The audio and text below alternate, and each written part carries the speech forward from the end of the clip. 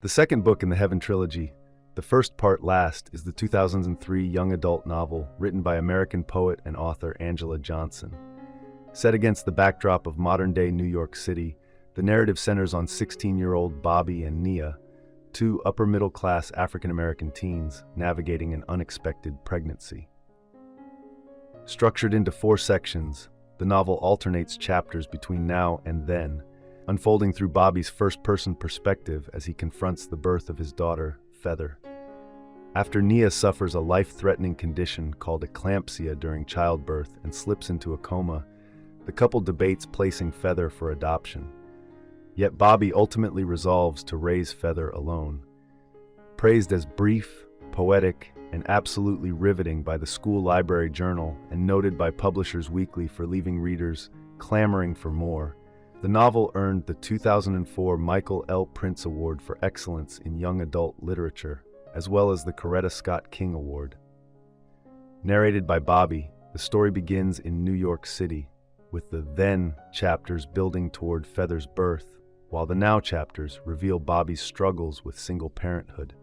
The timelines converge in the final chapter, where Bobby cradles newborn Feather, his girlfriend Nia still in a coma for reasons unveiled at the story's close.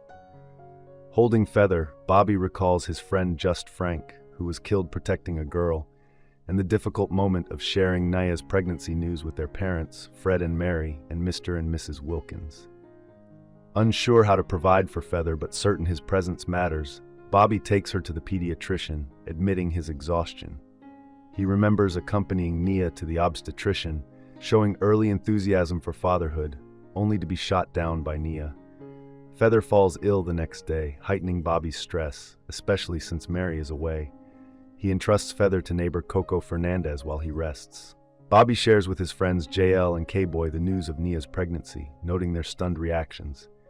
Sleeping in British literature class, Bobby feels isolated by his burdens.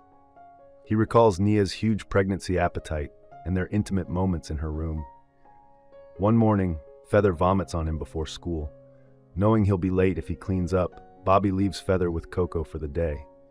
Bobby channels his emotions into a vibrant spray-painted mural, expressing his feelings for life, Nia, and Feather.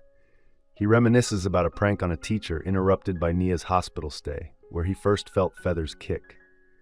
Returning to the present, Bobby is arrested for vandalism. His father, Fred, picks him up, marking the moment Bobby confronts his new reality: a frustrated neighbor, an upset mother, a moody baby, and an incapacitated lover. Bobby recalls Nia's parents' wish to send her away to finish the pregnancy, which he encourages her to refuse. During a visit from his brother Paul and Paul's children, Bobby finds comfort in their long walk and shares his love for Feather. Paul, who lives in Heaven, Ohio, lends support. Bobby remembers a party where Nia confessed her unreadiness for motherhood.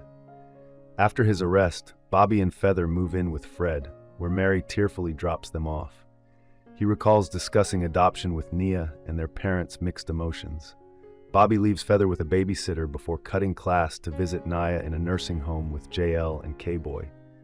Later, he finds a letter from Paul and updates Feather on Nia's declining health. One chapter shifts to Nia's perspective, revealing her dream of becoming a balloonist, now abandoned as she bleeds and believes she is dying. Bobby explains to Feather that Nia remains in a coma with brain damage. He admits refusing to sign adoption papers when Nia slipped into unconsciousness. The novel's conclusion provides a detailed account of Nia's condition: eclampsia, contracted during childbirth, likely to keep her comatose indefinitely. Upon meeting Feather for the first time, Bobby vows never to give her up. Though the path is difficult, he embraces fatherhood. Realizing he cannot raise Feather alone in New York, Bobby decides to move with her to Heaven, Ohio, near Paul. Though saying goodbye to Nia in his hometown is painful, Bobby knows this is the best choice for himself and his daughter's future. Thank you for watching. If you enjoy this video, leave a like and subscribe.